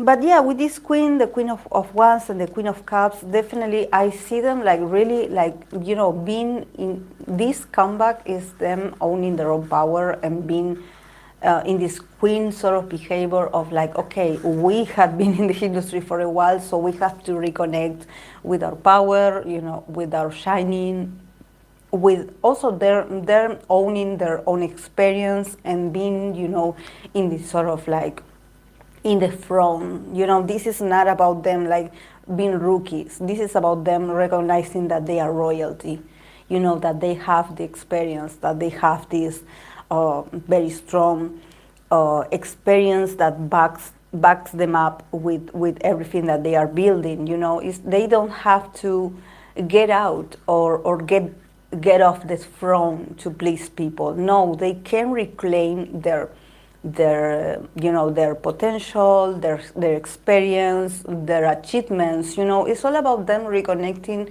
with their self-esteem as well, and being like, you know, we are doing this all over, but we are not starting from zero. We really have a lot of pride about what we do. There's a lot of emotions also. They are feeling very emotional as well. They are feeling like, you know, this is very important for them.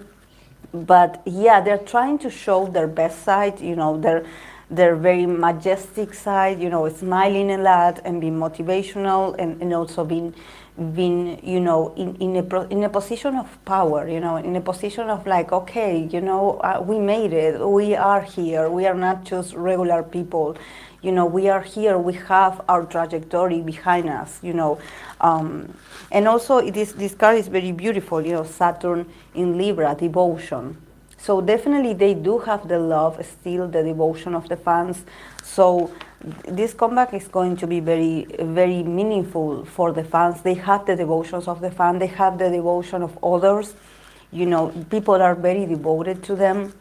So they definitely, and also with the devil in the middle, I think that it also has to do with the toxicity of the company and the ambition of a lot of people just wanting them to feel like they don't belong anymore. You know, when I see the devil, it's like them having to fight. Maybe other fandoms being toxic, you know, maybe just the industry being toxic in general, and then being like, you know, this is making me feel uncomfortable. Like I really, you know, it's like sometimes they do have this very nervous, like, it's like, do I want to do this all over again? You know, this is not about them not loving what they do. They do love it. They are very proud of who they are as artists. But there are some interactions in the company. There are some, not in the company, in the business in general, you know, that is about you have to be tough, you know, you have to be ambitious, you know, you have to be better, you know, and they're like a bit like in this period of their life that they are like, you know, I don't want to fight like this. I don't want to respond to people provoking us, you know, like, or feeling like you are on a race, like always competing against someone. You know, they're like, you know, it has been a long road for me, and I feel like I'm reliving this all over again, and they don't want to go in there. So definitely with the devotions of the fan, I think that they're also focusing on this, on the people that really, you know, are devoted to them, really, that really love them and that really want them to, you know, to continue. This is why they are doing this, actually. This is the reason. Because of people's devotion. This is the reason why.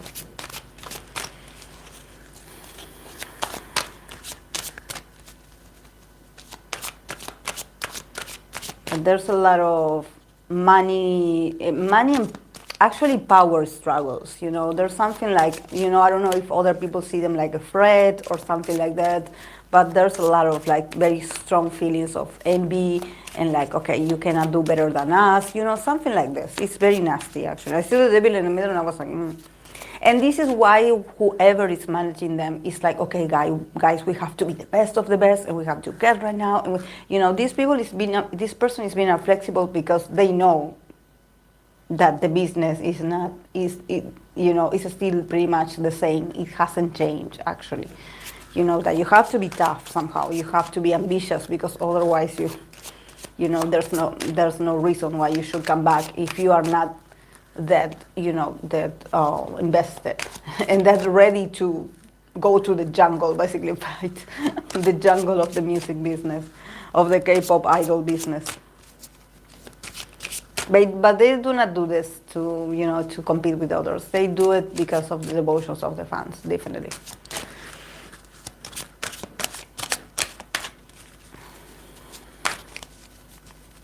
Okay, guys, do you have any more questions for today, or I'm going to go because I've been here for 2 hours. So if anyone don't have any other questions, I will go.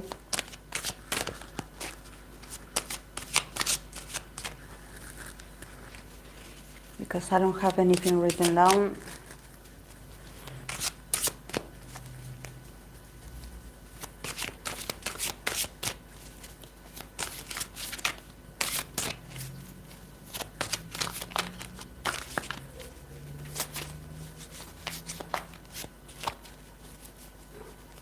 Okay.